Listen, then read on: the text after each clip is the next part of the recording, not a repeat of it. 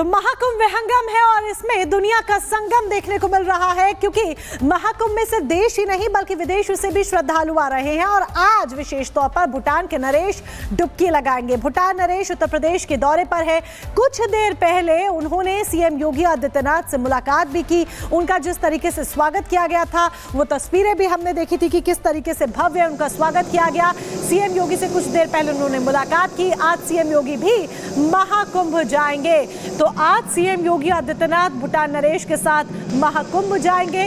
उनका एक लंबा कार्यक्रम, और ये भी आपको बता दें भूटान नरेश आस्था की डुबकी लगाएंगे त्रिवेणी संगम में। इसके बाद वे अक्षयवट जाएंगे, लेटे हनुमान जी के मंदिर भी जाएंगे, दर्शन पूजन करेंगे। एक लंबा कार्यक्रम है। भाई ऋतु सहयोगी इस वक्त सीधा प्रयागराज से तमाम अपडेट्स के साथ जुड़ गई हैं। ऋतु, आज बड़ा दिन, लगातार जिस तरीके तमाम श्रद्धालु एक तरफ पहुंच रहे हैं तो भूटान नरेश भी आज पहुंचेंगे। सीएम योगी आदित्यनाथ जो है उनके साथ होंगे, उनकी अगवानी करते हुए दिखेंगे। बिल्कुल सुमित, जिस तरीके से आपने जानकारी दी है, और सीएम योगी आदित्यनाथ आज संगम नगरी प्रयागराज पहुंचने वाले हैं। कार्यक्रम उनका तमाम यहां पर रखा गया है और समय आपको बता दूं 10 बजे के तकरीबन वो पहुंच जाएंगे प्रयागराज की सरजमी पर। और मौसी लखनऊ एयरपोर्ट से वो सीधे यहां पहुंचेंगे। इसके बाद किला घाट जाएंगे, संगम नोज भी जाएंगे और साथ ही साथ दर्शन पूजन करने के लिए वो इसके बाद अक्षयवट और बड़े हनुमान जी भी जाएंगे। उसके बाद उनका कार्यक्रम सेक्टर 3 में प्रयागराज में एक्सपीरियंस सेंटर में जाने का है। वहां पर भी जाकर वो प्रदर्शनी जो लगी है उस प्रदर्शनी का अवलोकन करते हुए नजर आएंगे। और आपको एक महत्वपूर्ण जानकारी दे दूं, क्योंकि प्रधानमंत्री नरेंद्र मोदी का भी कल आगमन है प्रयागराज में, उन तैयारियों का भी जायजा सीएम योगी आदित्यनाथ धरातल पर पहुंचकर लेते हुए नजर आएंगे। इसके बाद आपको बता दें 2:30 बजे के तकरीबन समय रखा गया है जब वो यहां से प्रयागराज से रवाना होंगे। यानी कि कुल मिलाकर के 5.5 से 6 घंटे का कार्यक्रम सीएम योगी आदित्यनाथ का आज प्रयागराज में रहने वाला है। प्रयागराज में वो तमाम जगहों पर पहुंचेंगे, लोगों से मुखातिब होते हुए नजर आएंगे। क्या कुछ व्यवस्थाएं हैं उन्हें ग्राउंड जीरो पर परखते हुए नजर आएंगे। जिस तरीके से हमने देखा था मौनी अमावस्या पे जो स्थिति हुई थी, उसके बाद कल अमृत स्नान में किस तरीके से इंतजाम किए गए थे, यानी कि लगातार मॉनिटर जो है सीएम योगी आदित्यनाथ इस पूरे महाकुंभ को कर रहे हैं और महाकुंभ पर पैनी नजर बनी हुई है। भूटान नरेश भी आज पहुंचने वाले हैं संगम, और यहां पर वो आस्था की डुबकी लगाते हुए नजर आएंगे, जो कि अपने आप में महत्वपूर्ण हो जाता है, भव्यता दिखाता है कि आखिर खाली देश ही नहीं विदेशों तक अब इसका डंका बज रहा है। महाकुंभ का जो बोलबाला है वो सुनने को मिल रहा है। और सीएम योगी आदित्यनाथ आज जब पहुंचेंगे बेहद महत्वपूर्ण होने वाला है, क्योंकि दर्शन पूजन के साथ साथ कई कार्यक्रमों में भी हिस्सा लेंगे। जैसे कि मैंने बताया कि प्रयागराज में ही सेक्टर 3 में जो कुंभ मेला क्षेत्र है वहां पर एक एक्सपीरियंस सेंटर के भीतर प्रदर्शनी लगाई गई है, उसका खुद अवलोकन करते हुए सीएम योगी आदित्यनाथ नजर आएंगे। और खास तौर पर महत्वपूर्ण हो जाता है क्योंकि प्रधानमंत्री यहाँ पर पहुंचने वाले हैं, उन तमाम तैयारियों का यहाँ पर जायजा सीएम योगी आदित्यनाथ खुद लेते हुए नजर आएंगे कि आखिर क्या भूटान के राजा आज पहुंचेंगे त्रिवेणी संगम में, कई कार्यक्रमों में हिस्सा लेंगे। सीएम योगी आदित्यनाथ के भी कई कार्यक्रम उनके साथ मौजूद रहेंगे।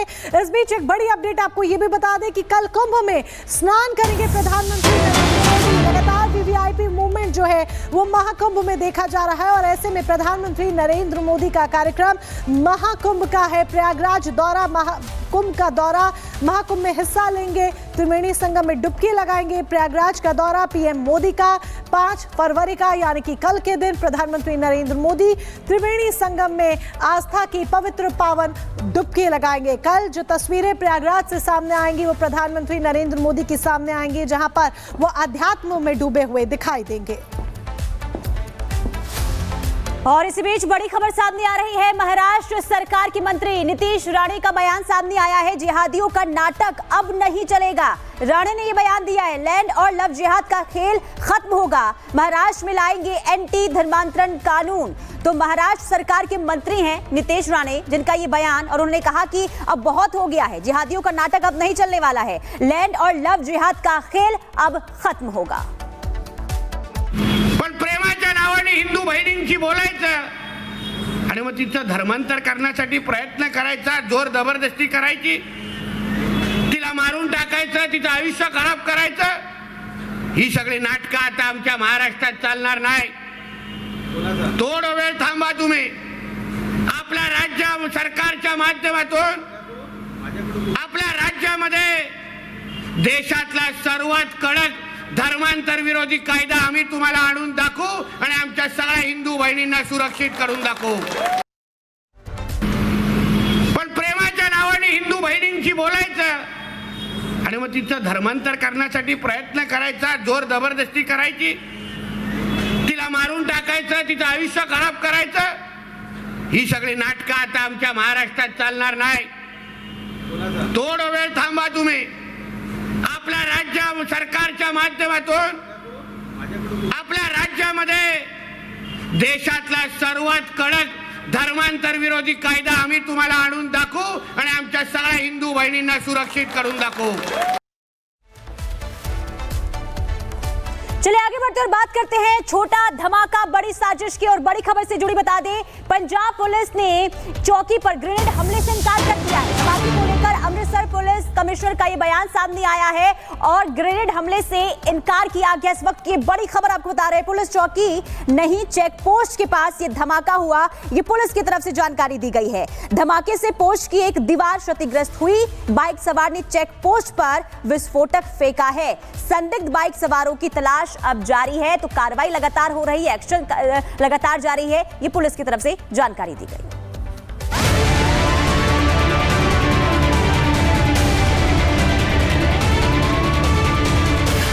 पंजाब में फिर बम ब्लास्ट, आतंकी हमले की आशंका, जांच में जुटी पुलिस। पंजाब का अमृतसर एक बार फिर बम धमाके से दहल उठा। अमृतसर के फतेहगढ़ चूड़िया रोड पर पुलिस चौकी पर ब्लास्ट होने की खबर है। हालांकि ब्लास्ट किसी आतंकी साजिश का हिस्सा है या इसके पीछे कोई और कारण है, इसकी अभी तक पुष्टि नहीं हो पाई है। पुलिस अधिकारी मौके पर पहुंचकर छानबीन कर रहे हैं। सूत्रों के मुताबिक ये एक ग्रेनेड हमला था और इसके पीछे किसी विदेशी संगठन का हाथ हो सकता है। हालांकि पुलिस ने ग्रेनेड हमले और आतंकी साजिश से इनकार किया है। अमृतसर के कमिश्नर गुरप्रीत सिंह भुल्लर ने अपील करते हुए कहा कि इस मामले में किसी भी तरह की अफवाह ना फैलाएं। एक खामखा की एक मतलब अफवाह फैला दी जाती है। अगर हर एक चीज को हम ग्रेनेड अटैक बोल देते हैं, अगर ग्रेनेड हो तो वो साथ की दीवार की चिपिंग भी कोई नहीं हुई है और कोई पेंट वगैरह जो भी वाइट उसको कली हुई है वो भी कुछ नहीं हुआ। पंजाब पुलिस भले इस धमाके को लेकर अभी संशय में है, लेकिन आंकड़े बताते हैं कि पिछले 2 से 3 महीने में अमृतसर में कई धमाके हुए और ये धमाके कई अलग अलग थानों में हुए। ऐसे में इस धमाके को लेकर भी सवाल उठना लाजमी है।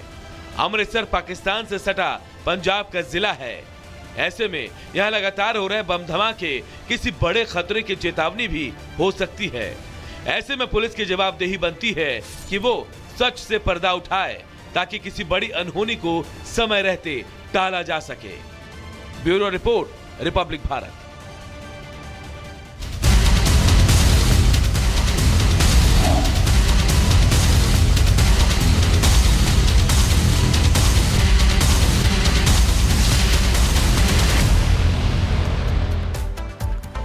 और अब बड़ी खबर आपको बता दें, जम्मू कश्मीर सुरक्षा पर समीक्षा बैठक करेंगे गृह मंत्री अमित शाह। ये समीक्षा मीटिंग होगी, गृह मंत्री अमित शाह करेंगे, बड़ी बैठक करेंगे। दरअसल जम्मू कश्मीर में बीते दिन कुलगाम में जो आतंकी हमला हुआ उसके बाद अमित शाह की अध्यक्षता में ये मीटिंग होनी है। जम्मू कश्मीर के कई आला अधिकारी इस मीटिंग में शामिल हैं। कल जम्मू कश्मीर के कुलगाम में आतंकी हमला हुआ था, जहां पर एक पूर्व सैनिक और उनके परिवार को आतंकियों ने निशाना बनाया था। पूर्व सैनिक की गोली लगने से मौत हो गई थी हमले में, तो वहीं पत्नी बेटी घायल हो गए थे।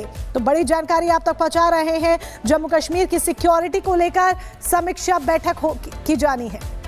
तो समीक्षा बैठक होगी, इस पर ज्यादा जानकारी के साथ गुरसिमरन हमारे सहयोगी इस वक्त जुड़ रहे हैं। गुरसिमरन, क्या कुछ खास रहने वाला है बैठक में भी और सुरक्षा के लिहाज से, और क्या कुछ जो है वो कदम उठाए जा सकते हैं?